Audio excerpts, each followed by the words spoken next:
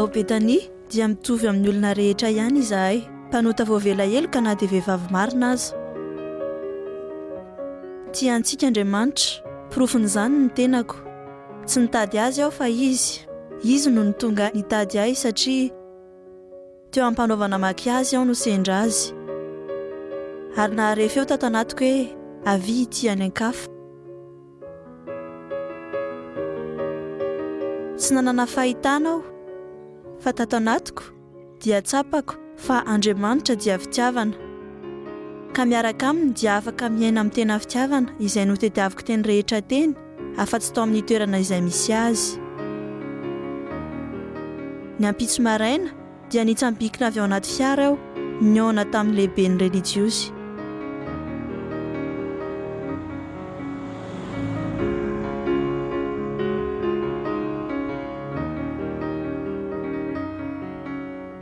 Efa hatramin'ny taona 737 i Paul Odile no masera Dominikana ao Betania, fikambanany reliziosy izay mavondrona ao amin'ny fiainam-pimpanjinana ireo vehivavy izay nandalo lalandavitra nitondra hatrany amin'ny fonja, sy ireo vehivavy hafa nanana fiainana milamindamina kokoa.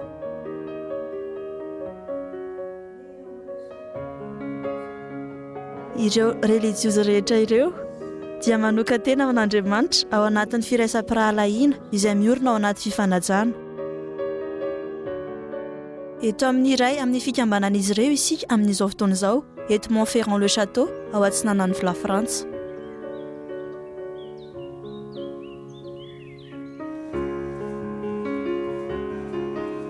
Pour nous à Béthanie, c'est vraiment Ho anay eto Betania dia ny afatry ny famindram-po sy ny fanantenana no mitoetra ato am-ponay.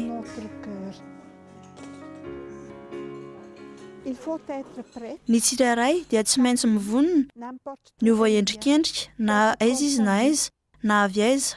une qui n'a jamais fait Ao prison, Betania, elle peut être ny vehivavy ray tsy mbola nigadra mihitsy dia mety ho avosiketa olona efa nigadra indray mandeha. peut-être une fois en prison.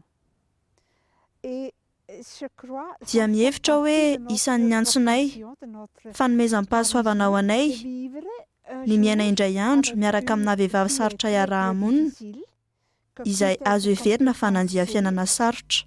Elle a eu une passée difficile Fa mifanaiky amin'ny mahazahay aminay izahay ankehitriny. telle que nous sommes aujourd'hui.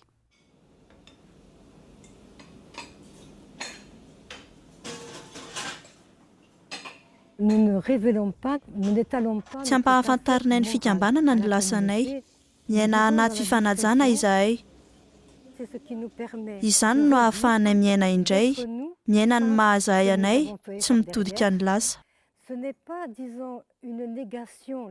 C'est pas Tsy zavatra ratsy ny fifanajana ao Betania, fa fandanjalanjana izay tokony ho tenenina ao anatin'ny fitiavana, hanajana ny namana C'est l'amour amin'ny maha respectueux izy de azy. l'autre, tel qu'il est.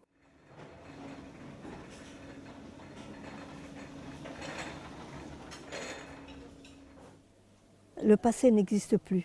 Foana ny lasa, Le reconstruire. misy ihany anefa izy mba ho harenina indray. Personnel à faire. Amin'izany ny tsirairay dia samy manana ny asany ary mifanampy amin'izany izahay. Personnellement, c'est une Ho ahy manokana dia nahatsapa fahafahana lehibe aho raha vao niditra tao Betania. Vita hatreo ny fitsaratsarana ivelany, n'a plus d'étiquette. tovy daholo ny fitafiana, Ça aussi. falery aho, tsy mitady hoe inona indray no hanaovana androany. Plus rien, on est tous Mitovy daholo izahay mirahavavy toutes les mêmes. ary mahafinaritra tokoa. Et c'est libérant.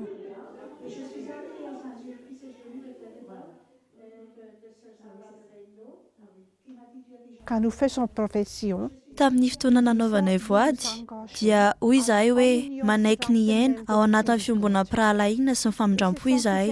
Teny mafonja ireo, fiombonana, firahalahiana, famindram-po.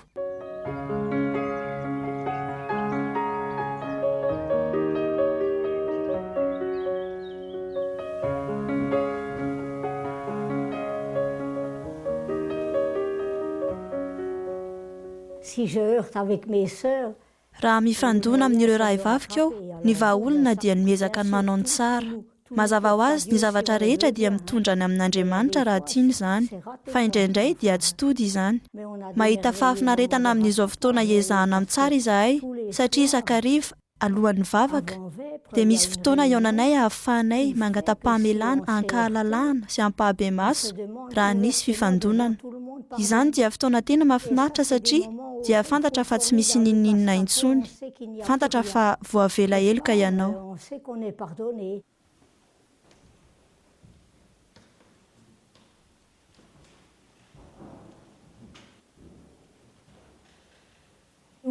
Ny fotoana tena azahonaina indrindra dia mandritra ny fitsahona masina satria ao no hanovozana aina ka hanavaozan'Andriamanitra indray ny fiombonanay.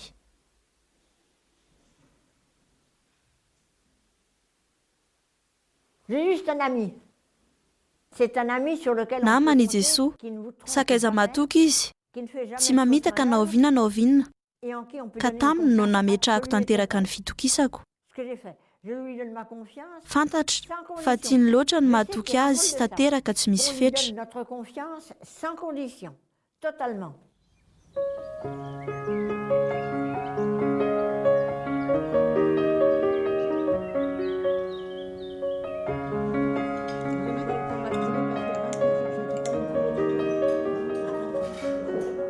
Fa inona ara no fototry fahagagana iainareo Dominikanina ao Betania io? Raha miaina io fiombanam-piarahalahiny ao amin'ny famindram-po io ireo masereo ankehitriny dia satria miorina ao anatin'ny fanantenana ny antsony. Tantara raikitra mandrakizay ao ampon'ireo maseran'ny Betania izany. Tantaran'ny mpamory hetra izay tonga mpiandro fonja ka nahatsapa noho ny tantaran'ny Marie Madeleine fa ireo mpanota matevi-koditra no manana ny tokony ilaina mba hatongavana olo-masina lehibe. Io tantara io dia tantaran'ny Mon-Père Jean-Joseph Lataste, toriteny tao amin'ny fikambanana Dominikanina Frantsay izy.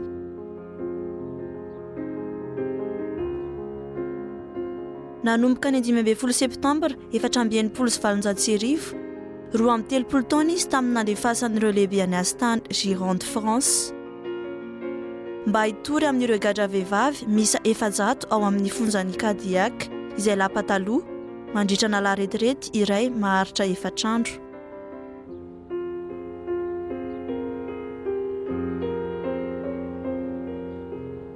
Tsy haiko lazana aminareo ny fihetseham-poko tamin'ny fotoana voalohany dirako tao amin'io fonjo io. Ny tafy akanjo tena ratsy izay nanome azy ireo endrika tsy mahatehotia ireo vehivavy ireo. Na dia tsy te tsara ivelana azy aho dia lasa voasarika ny tsara toy ny olon-drehetra. Tsy misy afa-tsy zavatra maharikoriko manko iainan'ireo vahoaka ireo.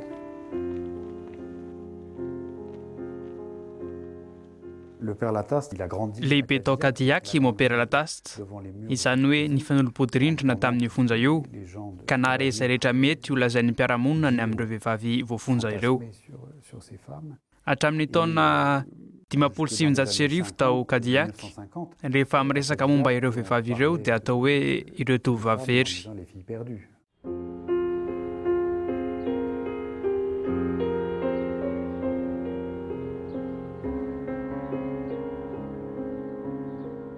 Manao asa an-terivozina, voagadra ny aiziny fahatsiarovana mamirifiry ny heloka vita. Ireo vehivavy ireo dia miasa mandritra ny 12 ka hatramin'ny 13 ora isan'andro ao anatin'ny fahanginana tanteraka.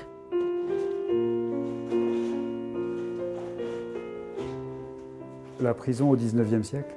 Ny fonjan'ny taonjato fa 700 dia toerana fananarana tanteraka ireo voafonja amin'ny alalan'ny zavatra roa lehibe dia ny asa sy ny fivavahana.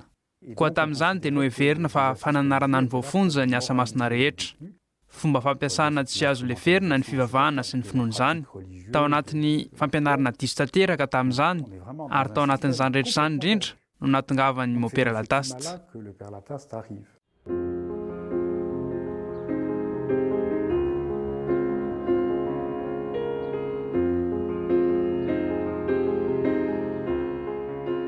Tsy anelingelenana ny asa an-terivozina izay ampanaovina ireo vehivavy ireo dia amin'ny 4 sasany maraina ao amin'ny lasapelin'ny fonja i Mon-Père Lataste vaosahy mitondra ny feon'Andriamanitra, anadahy sy namana ireo vehivavy no afahambaraka sy avoahelikiliky ny fiarahamonina ireo. Ry anabavy malalako, tsy fantatro raha mba tandrinareo izao.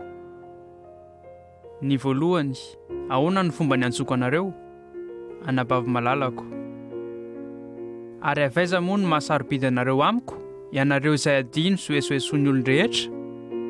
Isika ny mpanao ny asan'Andriamanitra izay tia anareo. Nanalaim-baraka aza ianareo.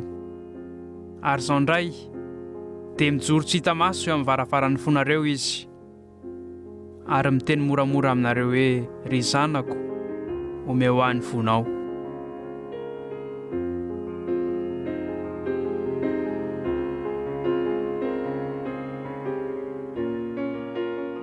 Ho an'ireo vehivavy rehetra ireo izay nanao heloka bevava ny telo ampahefany dia manohy manazava izy fa ireo fandrarahana antery atao amin'izy ireo dia mety ho tonga lalàna iray isan-kaizana amin'Andriamanitra. Il les compare à des moniales. Ampitany ampitokamonina izy ireo. Noho izany dia manasa azy ireo izy amin'ny fiainam-pimazinana an'Andriamanitra. Tenenina izy ireo hoe ankehitriny tsy afaka mivoaka ianareo, anelanelan-drindrina efatra ianareo, anaty fahanginana, miasa ianareo, mivavaka ianareo, ary dia mitovy amin'izany koa ao anatin'ny monastera. Saingy hoe any amin'ny monastera ny mpitokamonina dia nisafidy, ianareo kosa antero nahatongavanareo teto. Kanefa afaka manome an'io fomba fihevitra io amin'ny kalalahana ianareo. Hany ka tena mahagaga ny mahita fa ho an'ireo vehivavy ireo izay voatazona anatina tontolo iray mihiboka. Mampivarahontsana tokoa ny fonjan'ny Kadiaka tamin'izany fotoana nitorian'ny Mopera Latasy tateny izany. Nahatratra 500 isan-jato ny tany fahafatesana isan-taona. Ka atao anatin'ny tontolo iray mihiboka io no nitenenan'ny Mopera Latasy tazy ireo hoe anananareo foana ny fahafahan'ny fomba fihevitra, anananareo ny safidy ny fomba fihevitra. Hifararemitra eto fotsiny ve ianareo sa hisafidy ianareo ny iaina izao fiainana lozan-tany izao an'Andriamanitra? Ao amin'Andriamanitra?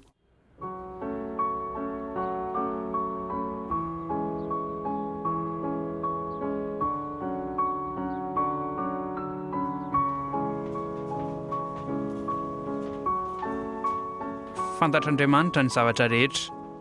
Ny fanahinareo rehetra dia mianjaka eo anoloan'ny fijeriny. Izy foana izany hatrany amin'ireo singa mampitohy faran'izay miafina, hatrany amin'ireo mampikombona momba ny tena manokana. Noho izany, inona ary ireo antony fahalavonareo? Fintiniko amin'ny fotony telo lehibe izany. Ny havana na fitiavana ny tsy fiankinan-doha, ny fitiavana ny fahafinaretana, ary ny fitiavam-bola.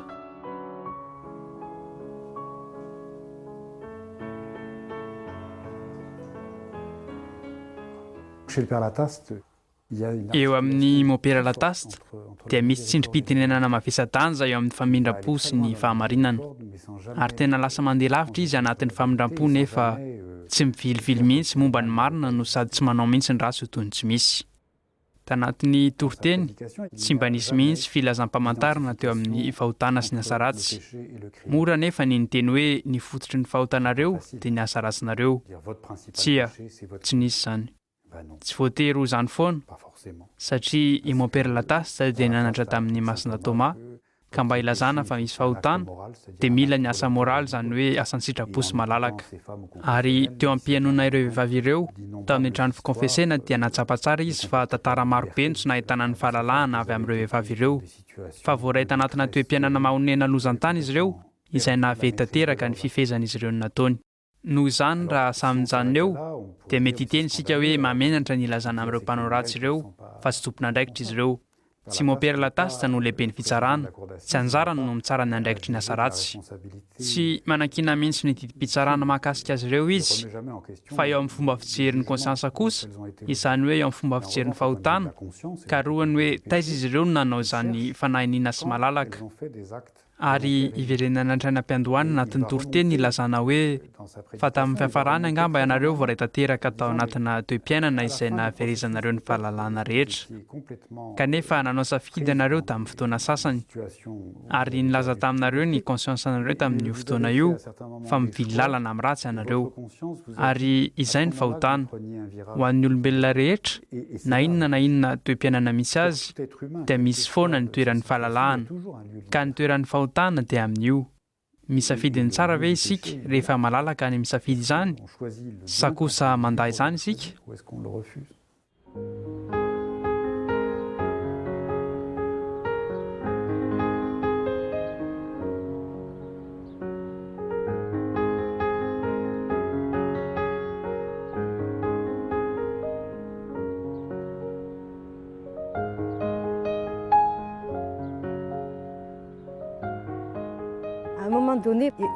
amin'ny fotoana iray manao famitahana amin'ny Marie Madeleine izy izay nomeny ny fahotana apetra ny fanomponan'Andriamanitra izany avy eo tenenina izy ireo hoe ianareo koa manaova toy izany izay rehetra nananareo ny fahatandrananareo ny fahaizanareo ny sary an-tsainareo izay rehetra azonareo napetraka ho fanomponany ratsy omeo an'Andriamanitra izany izao dia mametraka azy ireo manoloana safidy izy ka tenenina izy ireo hoe misafidiana ianareo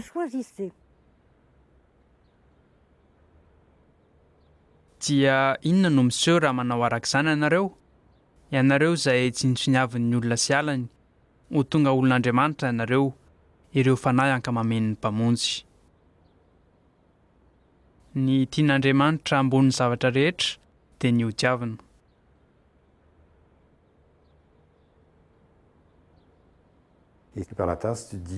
dia miteny Père Lataste mba ho fanolorany tena ho antsika Andriamanitra dia tsy mijery ny naizy antsika taloha fa ny mahaizy antsika amin'izao no mahakasika azy raisiny eo amin'izay misy azy ny mpifanatrika aminy ka lazaina izy ireo hoe ny lasa dia momba ny lasa fa eto ankehitriny amin'izao fotoana izao raisinareo ve ny fanomezan'Andriamanitra ny farany amin'ny fototra izany dia misy ny fivavahana eo amin'ny fahotana sy ny mpanota izany hoe na inona mety ho faratsy ny zavatra natao ilay olona amin'ny teolojia kristianina dia tsy hitafantarina tanteraka mihitsy tamin'ny nataony noho izany ny fijerena azy tamin'izao fotoana izao dia manome fahafanany ny tena iona amin'ilay olona tsy voaelingelo ny zavatra izay nataony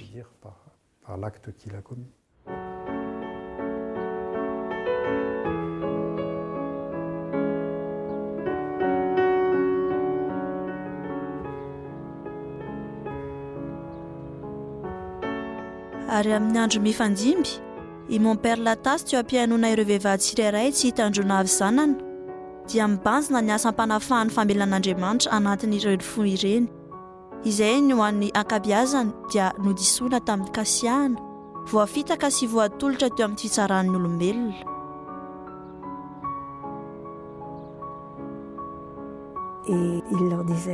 dia notenenina izy ireo hoe mamela ve ianareo afaka mamela ve ianareo dia namaly zareo hoe efa ela aho no namela ary isan'andro aho no mivavaka ho an'iny olona iny tamin'ireo zavatra nijaliana dia namela ry zareo noho izany dia tsy misy zavatra ny lasa intsony ao amin'izy ireo tsy misy voasimba intsony tena voary vaovao no hitan'ny mon Père Lataste eo dia hoy izy tena akaiky ely amin'Andriamanitra zareo mihoatra amin'ireo masera ny fibanjinana sasantsasany ny ao natamiko rehefa nitory teny amina fiatahana masina ireny aho izany nahasangany anay vonona izy ireo sy kafana ho azy ireo fotsiny ny varavarana dia izay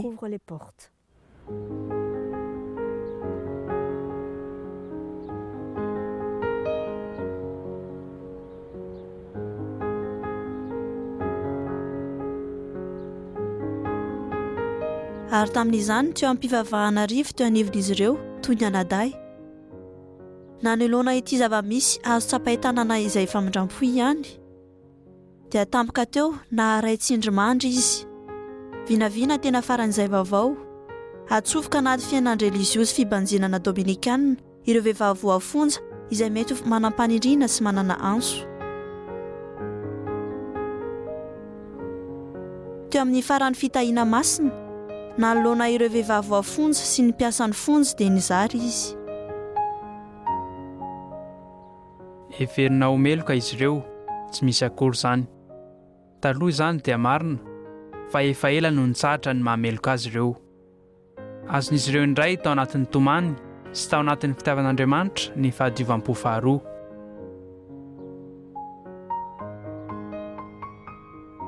Eny ry zanako, na inona lasanareo, aza mihevitra anareo toy ny gadraintsony, fa ataovy toy ny fanahy voatokana ao an'Andriamanitra koa ianareo, manaraka ny fanahin'ireo religiosy.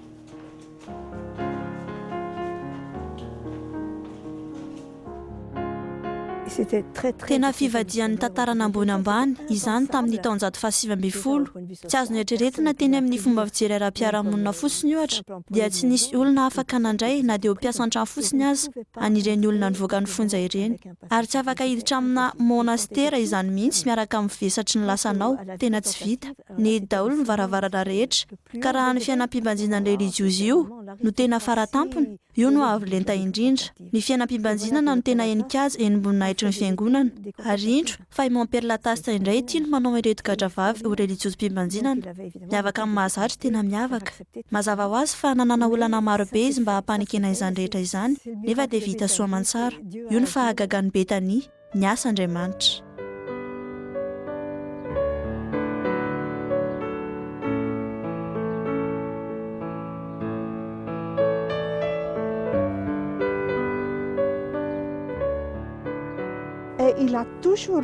Ary niteny foana izy, tsy asako velively io fa Andriamanitra no naniry an'izany. Io no tena fanetretenany lehibe. Tsy mbola niteny mihitsy izy hoe izao no te hanorina. Tsy, fa asan'Andriamanitra io, fitaon'Andriamanitra fotsiny ihany ao amin'io asan'io.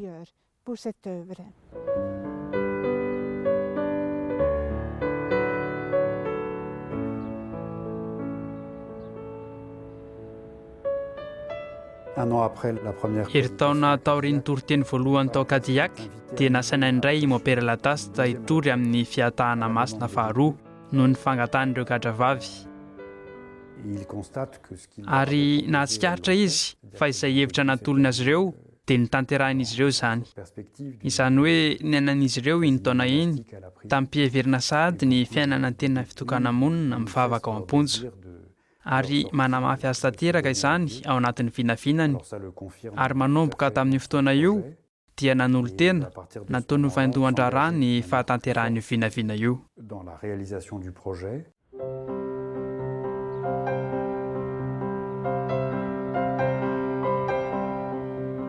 Nanomboka teo dia niazakazaka be ny raharaha.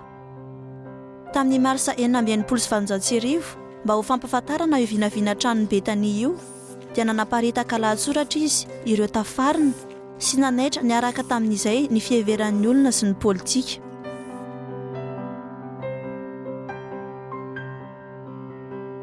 Raha ireo vehivavy voafonja ireo no tafarina tanteraka eo imasin'Andriamanitra, dia nahoana ny fiarahamonina no mbola tokony hanohy hanilikilika azy ireo raha hatr'izay mivoaka ny fonja izy ireo?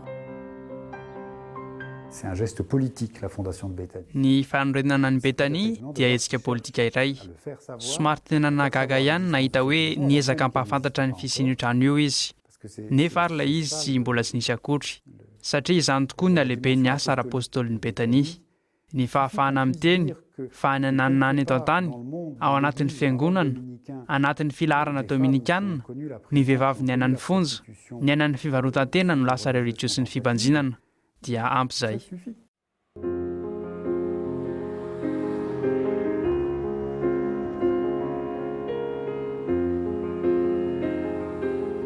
Nanomboka ny May 1970 na dia teo aza ny fiverimberenan'ny olana, dia hita soritra ny fanorenana tamin'ny fahatongavan'ny mamera Henri Dominique Navonjy, religiosy ny fampahafantarana ny Tours, izay tonga ho lehibe ny voalohan'ny Betania.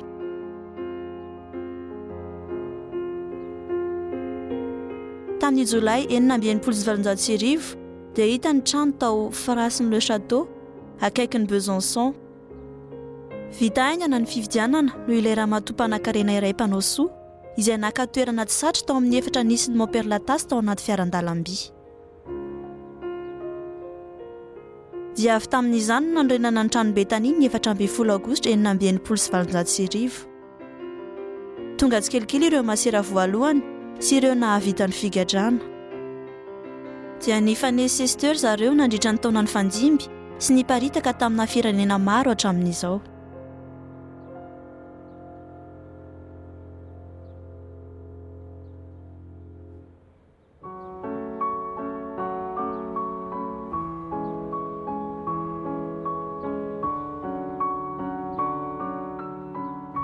Io tantaran'ny Montperlatasy io nampandeha ireo lehilahy voafonja amin'izao fotoana izao anaradian'i Kristy ao amin'ny fonjan'ny Norfolk any États-Unis.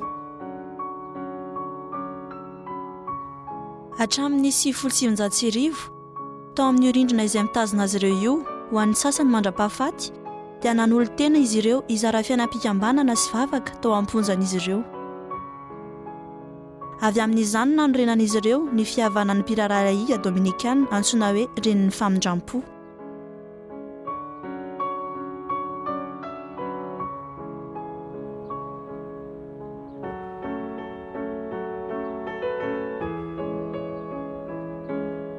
Amin'izao alahady 3 Jona 2024 izao ao Besançon Frantsa dia olona maherin'ny 5,000 no vory lanina amin'ny fanandrantana ny mopera Jean-Joseph Latasse to olo-tsambatra. Amin'ny fianonan'ny toritenin'ny mpampianatra ny filaharan'ny mpitoroteny Montpera Bruno Cadore dia afaka mivavaka isika amin'ity volana ity ho an'ireo masera Dominikana Betany ary miaraka amin'izy ireo ho an'ireo lehilahy rehetra sy vehivavy rehetra izay any am-ponja ny andry ny fahafahan'ny famelan'Andriamanitra.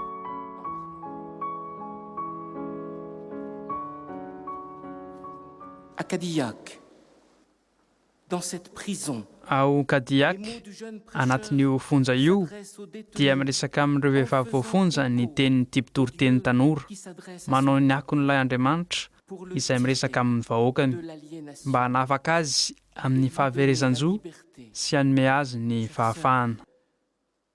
Ry anam-pavy-malala, ry rahalahy, io fahafahan'ny famelana io atao antsika izany ankehitriny. Isika rehetra dia antsoina mitraka ny loha mba hiaina ny mahazanak'Andriamanitra. en enfant de Dieu.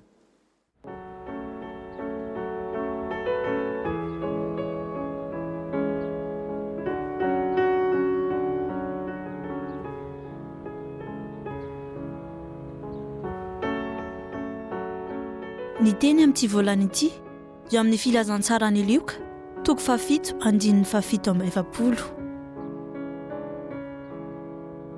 Mitantara n'ilay vehivavy mpanota izay tsy nitsahatra nanoroka ny tongany sy nanondraka dilo ilomanitra izany dia hoy Jesosy.